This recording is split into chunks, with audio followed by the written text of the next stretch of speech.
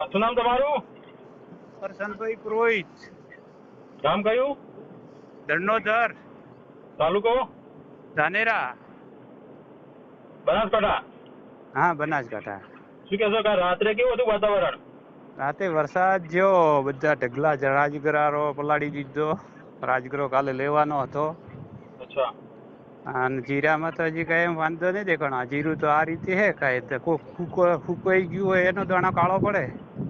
જેને સુકાઈ ગયો છે એને કાળો પડશે એમ દાણો? હા, એટલે એમાં કોક હજી 10% છે એવું તો.